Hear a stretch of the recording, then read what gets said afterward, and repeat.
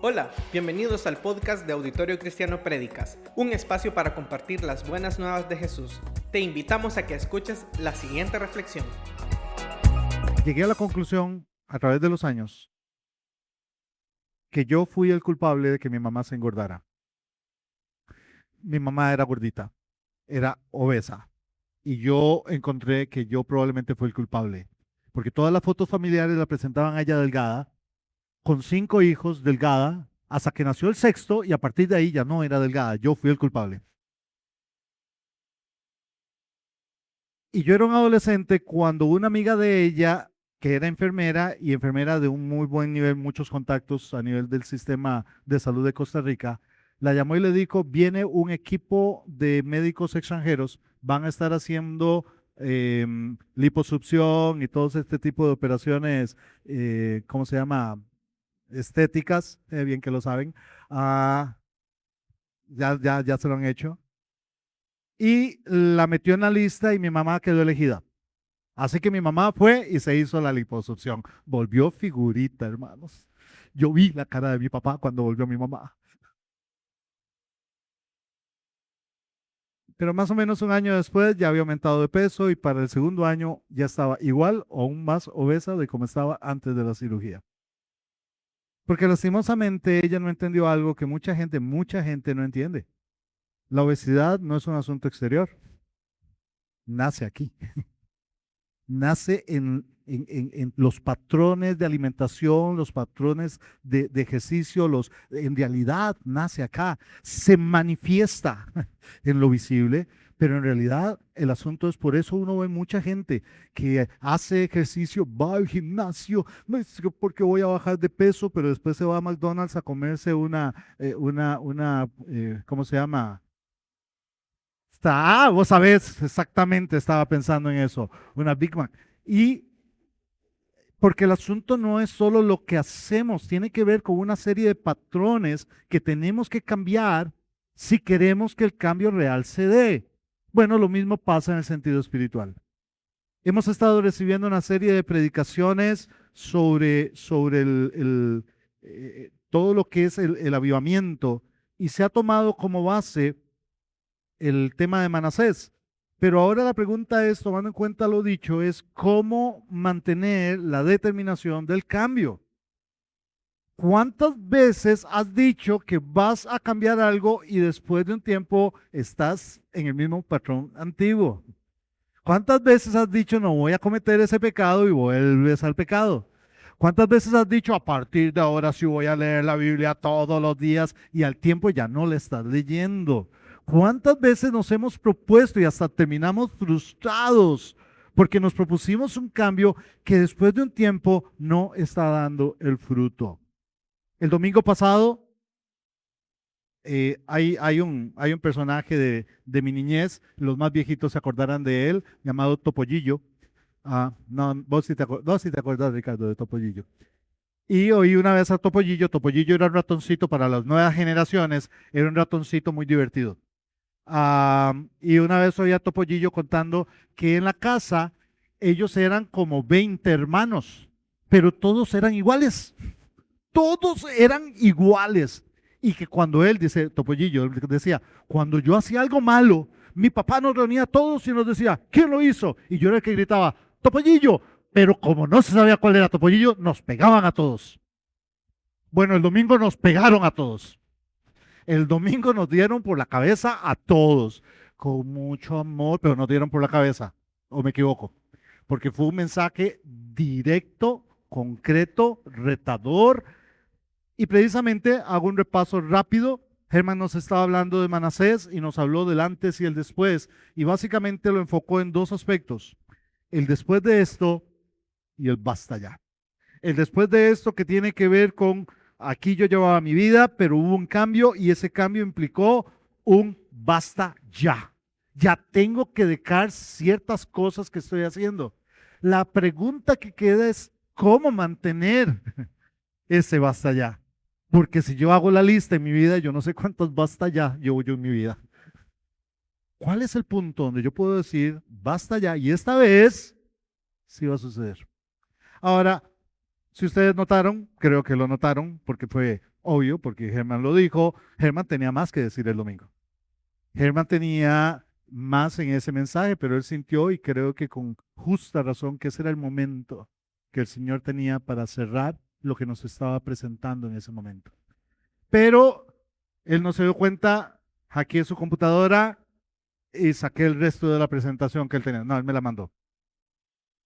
Y les voy a compartir, no voy a explicarlo, solo contarles que precisamente él tenía un segundo punto que tenía que ver con Manasés, la determinación a perseverar en el cambio. Y ahí es que está la palabra, perseverar. Porque está la decisión del cambio. La pregunta es cómo perseverar en el cambio.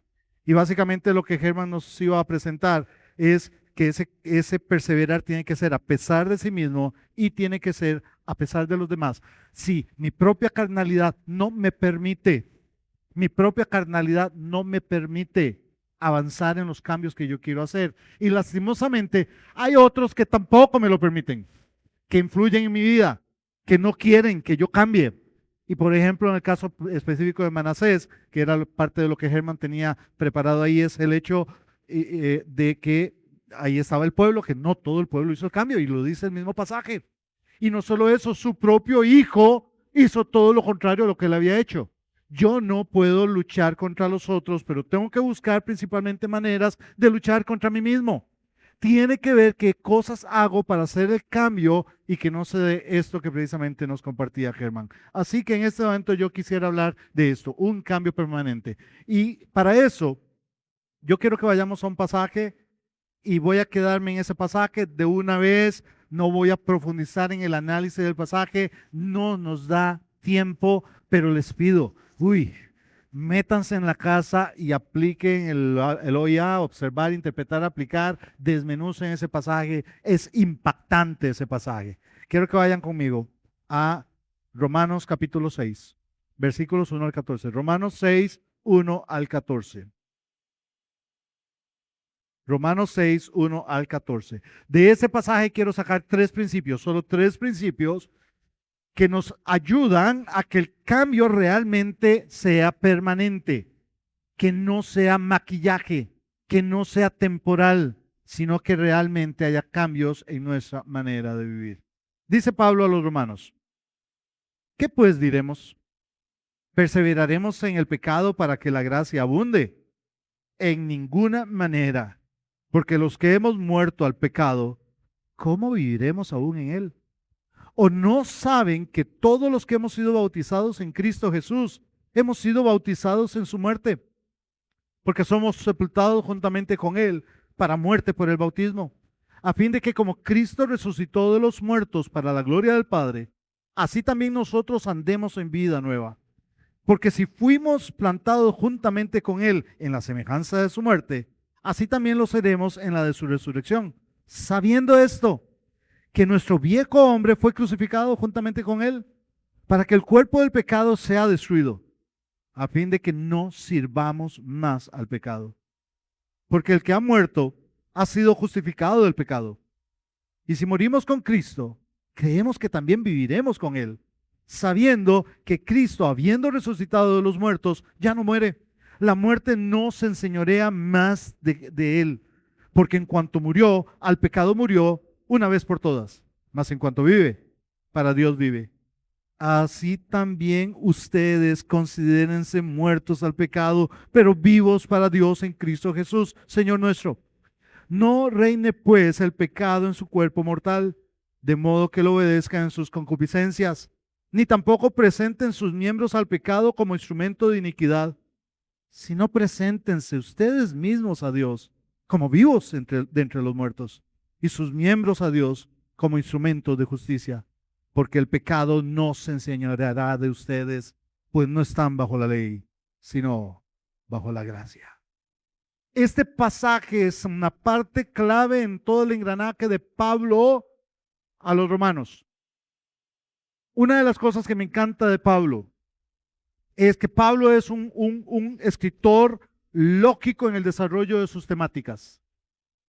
Recuerden que la Biblia es inspirada por Dios, es Dios quien guía a los autores, pero Dios respetó las características individuales de los autores. Por eso tenemos diferentes estilos literarios en la Biblia. Pablo era abogado. Pablo era abogado. Usted me dirá, no, no, no, no. Pablo era maestro de la ley. Sí, ¿de cuál ley? De la ley de Israel. Era la ley que juzgaba tanto lo religioso como lo civil. Él era, técnicamente hablando, un abogado. Y tenía esa lógica de amarrar las cosas en un orden. Pablo tenía esa mentalidad de abogado del orden en que él llevaba los pensamientos. La carta a los romanos es la más ordenada de todas. Él va argumentando poco a poco todo lo que es el evangelio. Ese es el tema de Pablo en Romanos, el evangelio. Pablo quiere ir a España. Los españoles dicen que él llegó a España. No hay evidencia de que él haya llegado a España, pero los españoles dicen que llegó a España. Lo cierto del caso es que él dice que él quiere ir a España y para ir a España quería pasar por Roma. Él no plantó la iglesia de Roma. Conoce hermanos de la iglesia de Roma, pero la mayoría no lo conocían a él. Entonces Pablo escribe una carta para decirles, cuando yo pase por Roma, yo quiero que ustedes sepan cuál es el evangelio que yo predico. Y les escribe la carta que hoy llamamos la carta a los romanos, donde ordenadamente Pablo presenta cuál es el mensaje que él da. Empieza explicando precisamente el tema del evangelio, después dice el tema del pecado y la condenación, seguido habla de la justificación por la fe, después habla de la santidad, después lleva el tema de la santidad a partir del capítulo 12 a términos prácticos en la vida cristiana. Es ordenadísimo en su lógica.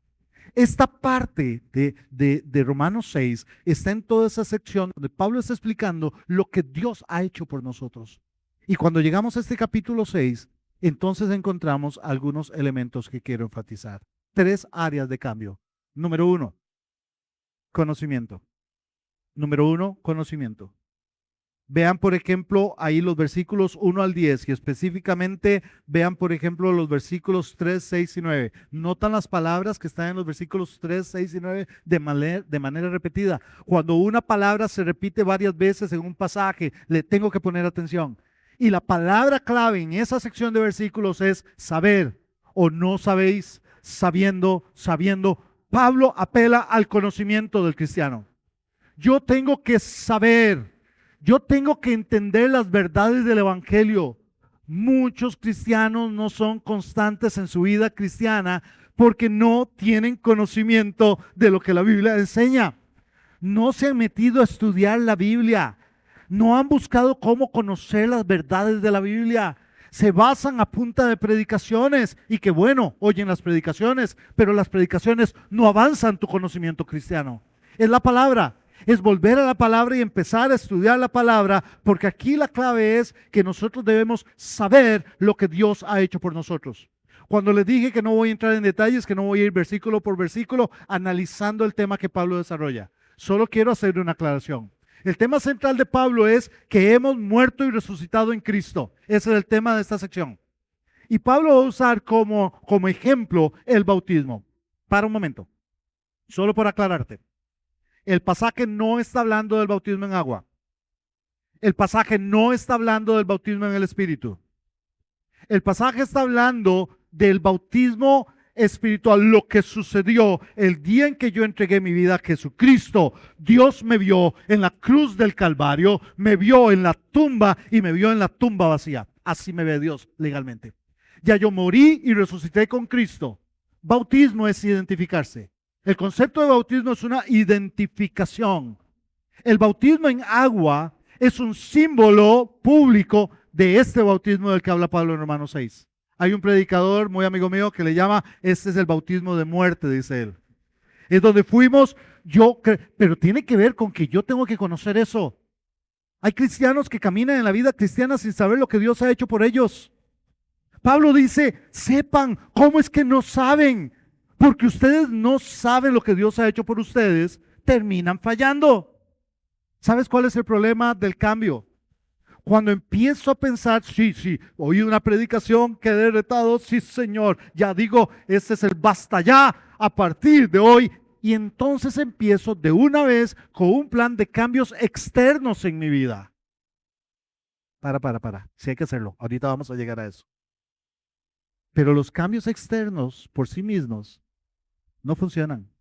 Porque después nada más los pongo como una serie de imposiciones en mi vida, como que con eso voy a ser un buen cristiano.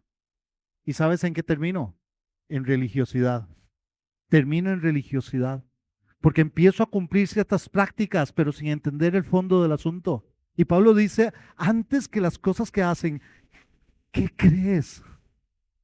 ¿Cuál entiendes lo que Dios ha hecho por ti? Si usted nota toda esta sección, a diferencia de los otros versículos que vamos a ver, está enfocado en lo que Dios ha hecho por nosotros.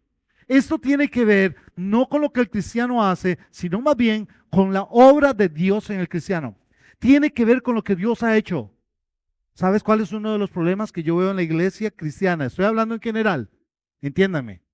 No estoy diciendo auditorio cristiano o aquella o aquella o aquella, sino en general la iglesia evangélica, no solo en El Salvador, en América Latina y me animaría a decir que en buena parte del mundo, yo no sé en qué momento la palabra doctrina se volvió una mala palabra. No sé por qué doctrina se volvió una mala palabra. Antes había culto de doctrina. Había una noche a la semana de doctrina. Ahorita hablar de doctrina es así como, uy, hermanos, si no conozco la doctrina cristiana, si no sé, si no he conocido lo que la Biblia enseña, ¿cómo voy a poder vivir en victoria en Cristo Jesús?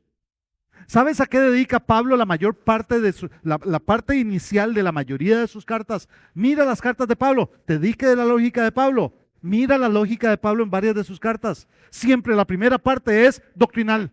¿Quiénes somos en Cristo? ¿Qué es lo que Dios ha hecho por nosotros? Conocer lo que Dios ha hecho por nosotros. Porque es lo que me va a dar la fuerza necesaria para poder vivir la vida cristiana. Pero si yo desconozco las enseñanzas de Dios acerca de nosotros, fácilmente voy a empezar a ser religioso. Los dejo con un pensamiento de un filósofo. No, eso lo escribí yo. No soy cristiano por hacer cosas cristianas. Hago cosas cristianas porque soy cristiano. Y eso me cambia completamente el orden de los asuntos. Yo veo muchos cristianos que están haciendo cosas cristianas para sentirse cristianos. No, yo soy cristiano. Yo nací de nuevo. Dios me ve muerto y resucitado con Cristo. Dios mandó su Espíritu Santo. Soy sellado por Él. Todo lo que Dios ha hecho por mí, me escogió, me amó. Todo lo que Dios, que la Biblia dice que ha hecho por mí, me permite vivir como cristiano. Y es entonces donde empiezan a tener sentido una serie de conceptos que uno debe tomar en cuenta. Por ejemplo, el hecho de cuando Pablo dice que Dios pone así el querer como el hacer por su buena voluntad. Entonces de un momento a otro entiendo que Dios, no yo, es Dios quien hace la obra en mí. Y yo podré hacer cambios en mi vida cuando entienda y confíe en Dios y su obra en mí, no en mi capacidad de hacer cambios. Porque muchos terminamos intentando hacer cambios en la carne. Les voy a contar algo que ya he contado en alguna ocasión.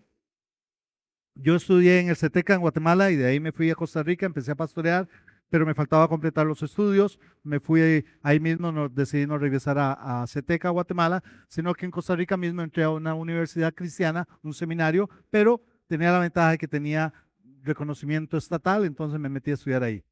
De una organización evangélica diferente a la línea denominacional mía. Y me recibieron muy bien, me trataron muy bien. Yo era el bicho raro porque era el único diferente doctrinalmente en todo el seminario, porque ellos eran de una línea que se llama arminiano-wesleyana. Ellos son de la iglesia del Nazareno, la iglesia nazarena. Hermanos hermosos, lindos, aprendí mucho con ellos, pero finalmente ellos iban. Si me dices que ese soy wesleyano, arminiano wesleyano, bueno, arminiano, ellos creen que la salvación se pierde. Yo no creo que si yo peco pierdo la salvación.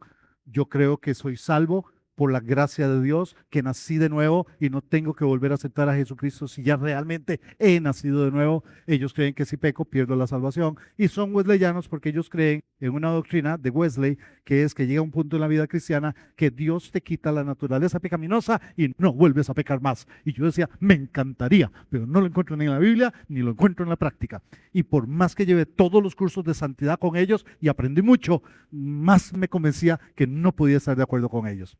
Y ellos nunca me cuestionaron nada. Pero una profesora, una viejita, una gringuita, viejita, viejita, viejita, llegaba una vez al año a dar un curso de santidad y yo tenía que llevarlo. Y conocía mucho, por respeto, yo tuve que leer todos los libros de ellos y demás. Y un día, después de clase, se quedó conmigo y me dijo, Gustavo, y me lo dijo con mucho respeto, me dijo, Gustavo, el problema de ustedes, los de su denominación, también es el problema de ustedes entonces. El problema de ustedes en su denominación es que ustedes en la práctica, tal vez no lo enseñan así, pero en la práctica enseñan que la salvación es por fe, pero que la santidad es por obras. Y yo ya estaba listo para refutarla, hasta que me empezó a explicar y al final tuve que ponerme a pensar que en la práctica, sí, no es la posición de la iglesia, pero en la práctica casi que enseñamos que la salvación es por fe, la santidad es tu trabajo, mi hermano. Tienes que hacer esto, leer la Biblia, orar, ayunar, hacer esto, ir a la iglesia, el montón de cosas para ser santo. Y ella me decía, ¿qué parte no han entendido? Que así como la salvación es por fe, la santidad es por fe.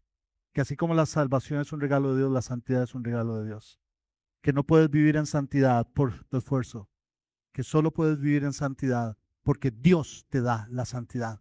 No eres, y ahí es donde surgió esta frase, no eres santo porque haces cosas santas, haces cosas santas porque Dios te santificó. Y cuando yo entiendo esas verdades, mi vida tiene que empezar a cambiar. Lo primero, hermanos, conocimiento. Pero les doy una segunda clave. La segunda clave está en el versículo 11. Tiene que ver con convicción. Porque ese conocimiento me debe llegar a una convicción. De mi mente, ese conocimiento, yo tengo que bajarle al corazón. Tengo que bajarle al corazón y tenerlo ahí, creer firmemente. Y es esa parte donde se los dije a los jóvenes, hace unas 3 semanas. Tuvimos 2 predicaciones muy fuertes. Una donde Alejandro casi nos hizo llorar a todos de cómo nos dio con la palabra, pero fue una excelente predicación, lindísima, y lastimosamente me tocaba a mí no lastimosamente, a mí el viernes siguiente me tocaba seguir con el pasaje y seguía dando duro el asunto. Y les decía precisamente eso, me preocupa ver a los chicos de esta iglesia sin convicciones. Pero si yo dijera que solo los chicos, ¿dónde están las convicciones que yo tengo? Que cuando alguien llegue y me dice algo, yo le digo, no, yo creo a la luz de la palabra esto, esto y esto. Y entonces cuando estamos en una reunión con los chicos y alguien dice, y si hoy te murieras, ¿a dónde irías? Y estoy con chicos que ya se definen como cristianos, que han dicho Jesucristo es mi Señor y mi Salvador, pero en ese momento dicen, bueno, espero que esté bien para poder ir al cielo, espero estar bien con Él cuando Él venga. No, yo no voy al cielo por estar bien con Él cuando Él venga. Yo voy al cielo porque hace más de 2000 años yo fui crucificado en la cruz con Él, yo fui a la tumba con Él y yo resucité con Él. Y tengo esa convicción. Ahora, esa convicción me debe llevar a vivir en santidad. Pero mi convicción tiene que ser que creo. Y lastimosamente cada vez hay más cristianos que no tienen convicciones. Hermanos, yo oigo predicaciones. Ahí doy gracias a Dios. Doy gracias a Dios que como auditorio nos mantenemos en una línea bíblica, pero yo he escuchado predicaciones, hace poco escuché una, no voy a dar detalles para no meterme aquí en problemas, pero no fue de gente del auditorio. Pero vi una predicación de alguien que se paró con una autoridad apostólica. ¡Wow! Ya sus palabras mayores. Y yo nada más oí un rato y dije, es que no hubo nada de la palabra. Todo fue un montón de ideas que él estuvo dando y todo el mundo, amén. Y yo digo, deja de decir amén. Sé cómo los debería. Di, no, yo reviso la palabra y si la palabra lo dice, yo lo creo. ¿Cuáles son tus convicciones de vida cristiana? Mire lo que dice, el versículo clave es el 11. Vean lo que dice el 11. La palabra clave es considérense. Ahora sí, ese conocimiento te debe llevar a una convicción. ¿Cómo te ves a ti mismo? ¿Cómo te ves a ti mismo? La pregunta es, ¿quién soy en Cristo? ¿Quién soy en Cristo? ¿Quién eres en Cristo?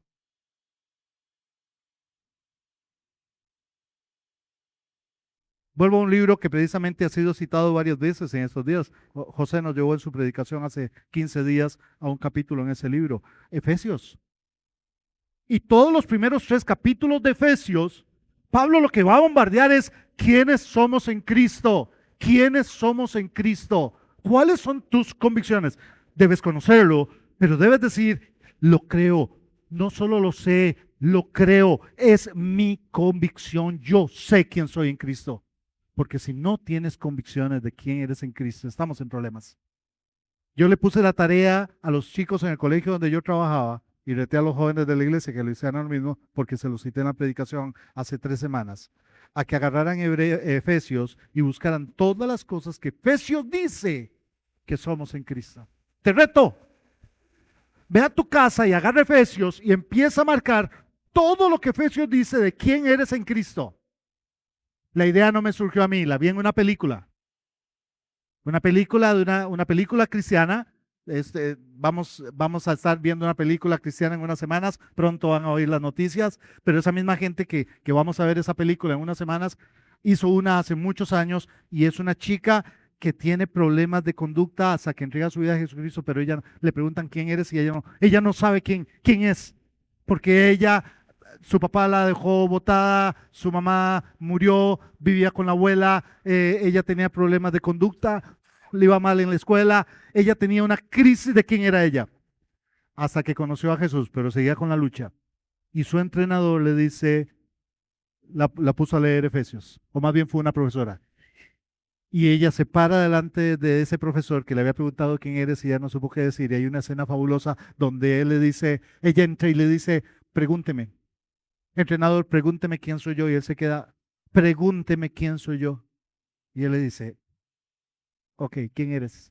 Y ella empieza, yo soy amada. Yo no soy un error. Dios ya sabía que yo iba a nacer.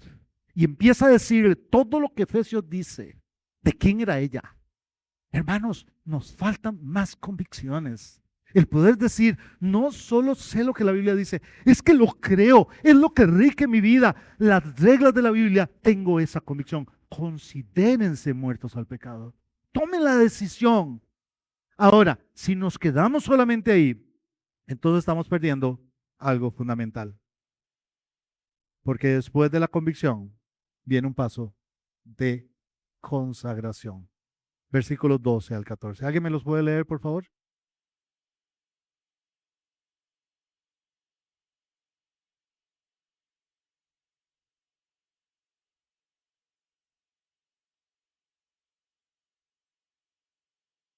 Y palabra bonita, ¿verdad? Ahorita hablamos. En sus concupiscencias.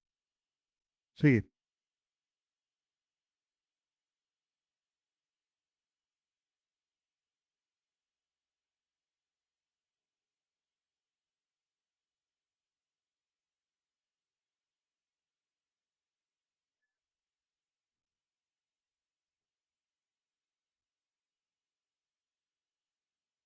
Oigan lo que dice Pablo. Ahora Pablo dice, ¿cuál es la palabra clave en el versículo 13?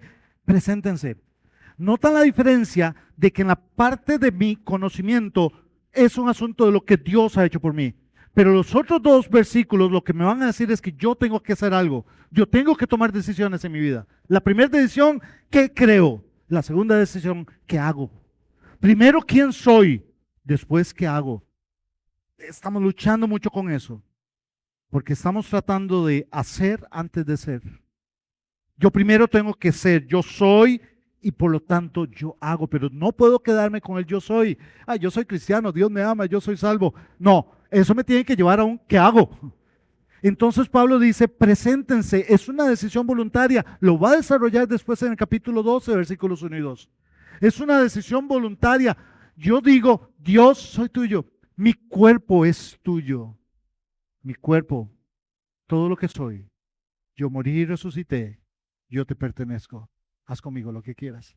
Y es entonces donde Pablo me habla de ya una consagración, el poder dar pasos. Ahora sí, hermanos, vamos a la parte de las acciones. ¿Ven la lógica? Si yo nada más hago acciones cristianas, eso no me hace cristiano. Pero como sé lo que la palabra dice y lo creo, ahora lo vivo. Y ese es el impulso que me va a permitir mantenerme firme en la vida cristiana. ¿Fallaré? Sí, hay muchas posibilidades. Lastimosamente sigo fallando. Pero como tengo las convicciones, me vuelven a llevar al punto de arreglar con Dios y replantearme qué cosas estoy haciendo mal y qué cosas debo hacer para seguir creciendo en la vida cristiana. Eso es lo único que me permite un cambio permanente. No se basa en la emoción de sentí que Dios me habló. No, no, no. Es el hecho de sé lo que Dios dice, lo creo con el corazón y ahora tomo decisiones de cómo reflejo eso en mi vida cristiana. Ahora, esta es la parte, el domingo Germán dijo algo, muchos nada más lo oyeron, algunos mal pensados vimos algo más en lo que Germán dijo. El que tiene oídos para oír, oiga. Pero dijo, porque la forma es importante, hermanos. Y el que tiene oídos para oír, oiga. Si no sabe de qué estoy hablando, no se preocupe, hay algunos que aquí sí. Si es que la forma importa.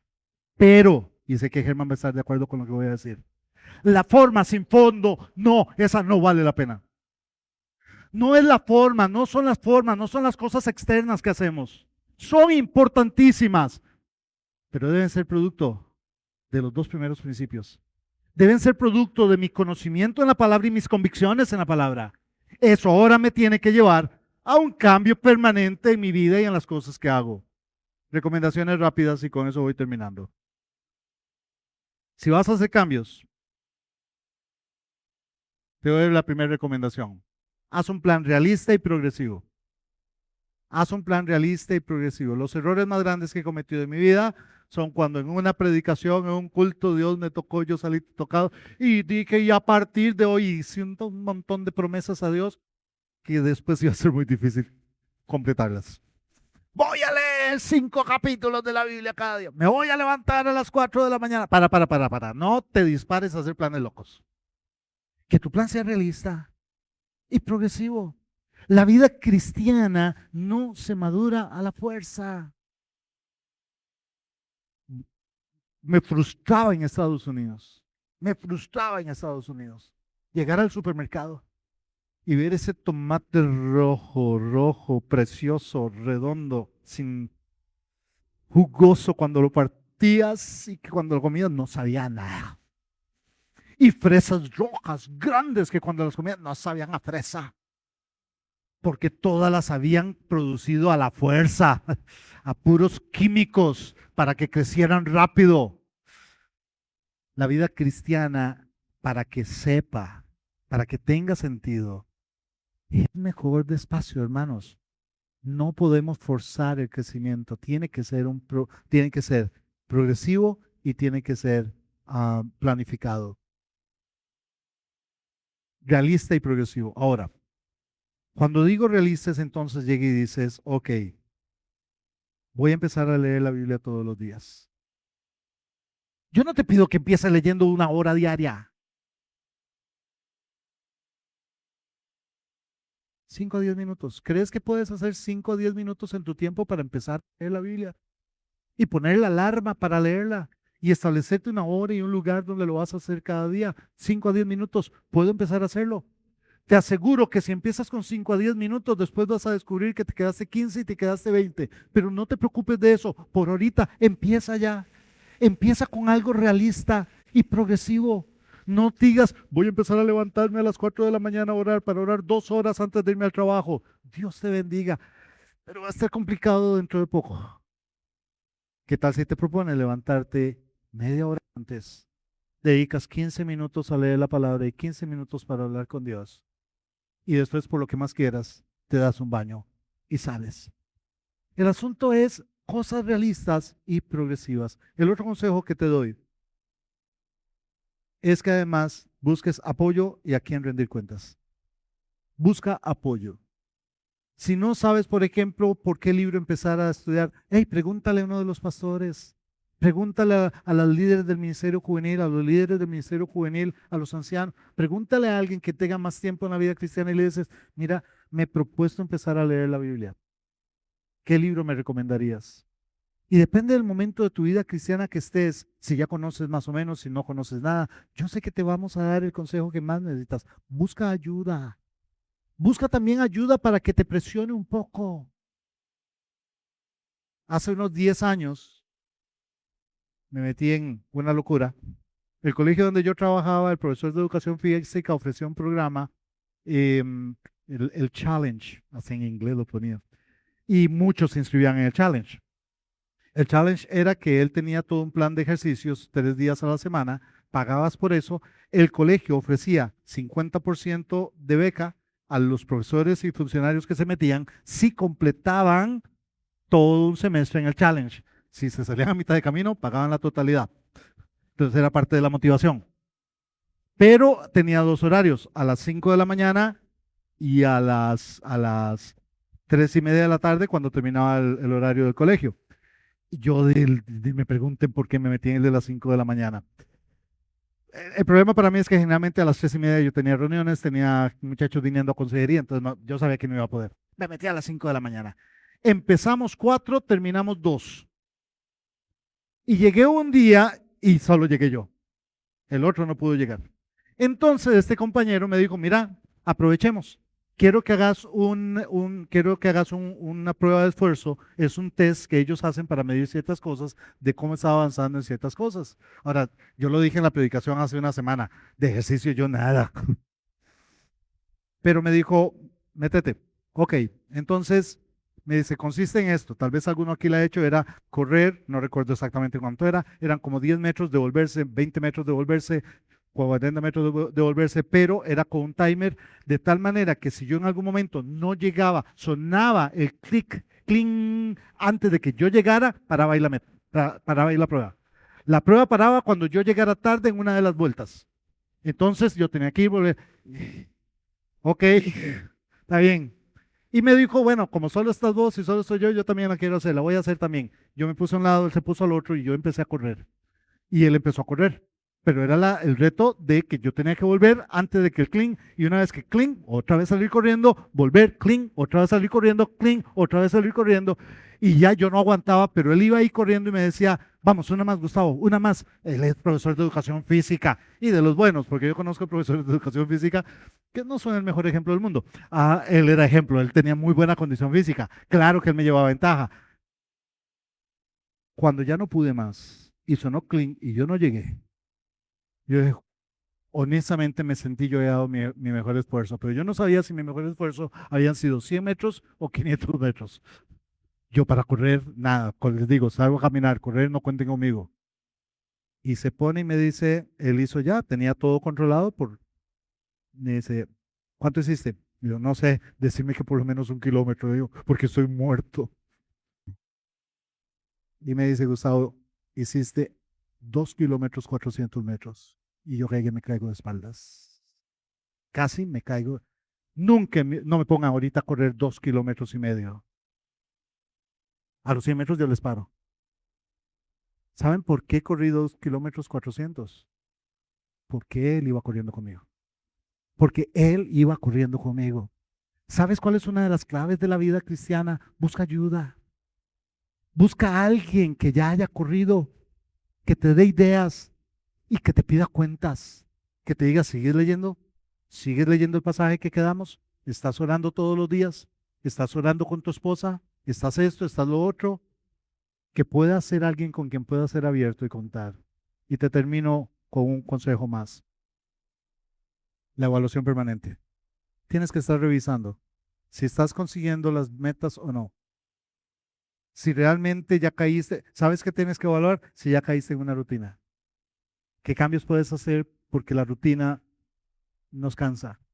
Una de las claves que encontré para mi rutina es cuando decidí, contrario a toda la formación que yo tuve de que solo una versión de la Biblia, fue cuando decidí que iba a tener mis tiempos cambiando de Biblia. Porque me permitía estar leyendo Reina Valera una vez, Nueva Versión Internacional en otro momento, iba cambiando y eso me ayudó. Pequeños detalles donde voy evaluando qué cambios puedo ir haciendo para mantener el ritmo. Ahora sí les digo que lo último que les voy a decir. Pero para mí es impresionante, es que este pasaje es impresionante. Notan cómo Pablo dice con lógica, primero sepan, después Considérense y después preséntense. Tu mente, tu corazón, tu voluntad. Y mire lo que Pablo se anima a asegurar. ¿Lo leen ahí? Vean lo que dice el versículo 14. El pecado no se enseñoreará de ustedes. No es una orden. No dice que el pecado no se enseñoree de ustedes. No es un deseo. Usa el verbo en indicativo. Lo da por un hecho. Si ustedes hacen esto, el pecado no se enseñorea de ustedes. ¿Sigues luchando? ¿Quieres el cambio? Pero ya has hecho varios intentos de hacer cambio. Empieza a revisar. ¿Estás haciendo los cambios externos o estás empezando por un cambio en tu manera de entender tu vida cristiana? Tu conocimiento te lleva a convicciones y tus convicciones te llevan a acciones. Y ahora esas acciones existe la mayor probabilidad de que sean permanentes. Y si lo logras seguir, el pecado no se enseñoreará de ti. Padre, gracias esta noche de nuevo por tu palabra. Gracias, Padre, porque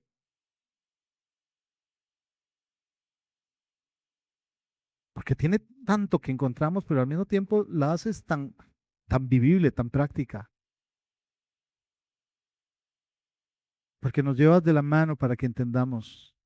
Porque sabes que a veces somos duros para entender, Padre. Pero nos llevas de la mano y nos enseñas. Padre, que esta noche podamos salir de acá diciendo voy a hacer cambios. Pero lo voy a hacer por la razón correcta y de la manera correcta. Padre, que no nos conformemos a una vida cristiana rutinaria. Tal vez no de pecado, pero sí rutinaria. Sin frescura. Sin cercanía contigo. Padre, que esta noche salgamos pensando qué cambios podemos hacer, pero hacerlos correctamente. Bendice a cada uno. Conforme lo que tú quieres usar tu palabra esta noche, lo estás haciendo. Porque tú eres el Señor que inspiró esta palabra. Y la usas para tu gloria. En el nombre de Jesús. Amén. ¿Estás listo para más mensajes? Te esperamos todos los domingos a las 10 de la mañana y los miércoles en familia a partir de las 7 de la noche. Somos Auditorio Cristiano.